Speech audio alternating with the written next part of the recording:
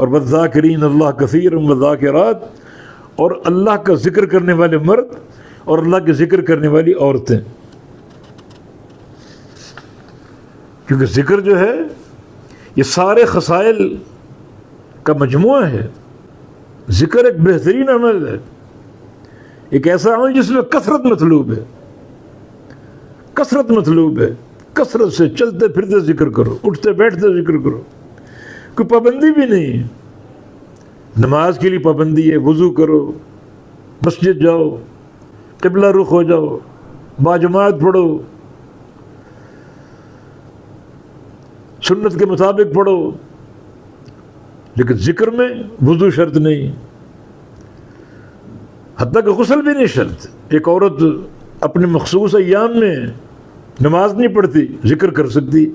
ایک مرد، اس کو جنابت کا عارض ہے، غسل کرنے والا ہے، نماز نہیں پڑھ سکتا، ذکر کر سکتا ہے. اس لیے کہ ذکر کا ایک مقام، ایک رفعت ہے اس کی. اسی لیے نبی علیہ السلام نے ذکر کے بارے میں فرمایا کہ یہ اللہ تعالیٰ کی افضل ترین عمل.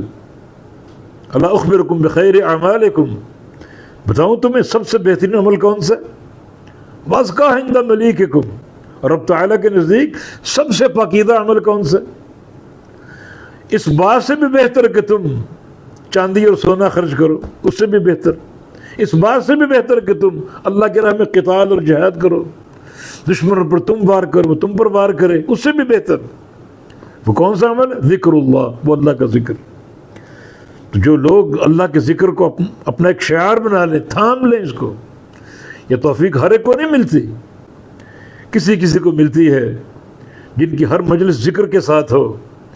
نبی علیہ السلام بھی جیسے قیامت کے جنت میں جنتی خوش ہوں گے، ان کو کوئی حسرت نہیں ہوگی، صرف ایک حسرت ہوگی، اور وہ یہ کہ جن مجالس میں دنیا میں اللہ کا ذکر نہیں کر سکے، جو مجالس اللہ کے ذکر سے خالی رہ گئیں، ان پر وہ قیامت کے دن جنت میں افسوس کریں گے، جنت میں اس پر حسرت کریں گے.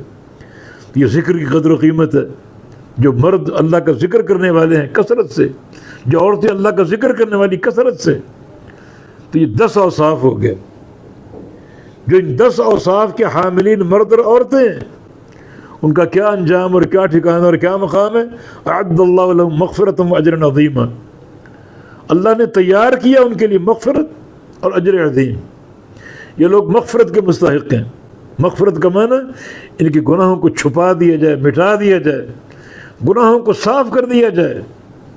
اور اگر یہ گناہوں کی بخشش کے بعد مستقل عمل صالح کر لیں، اختیار کر لیں، تو اللہ تعالیٰ گناہوں کو مٹائے گا نہیں بلکہ نیکیوں میں تبدیل کر دے گا. اور اجر عظیم، بڑا اجر، جنت اجر عظیم ہے، اللہ کی رضا اجر عظیم ہے. تو جو لوگ ان 10 اوصاف کے حاملین ہیں، ان کے لیے 2 اعزاز، مغفرت اور اجر عظیم.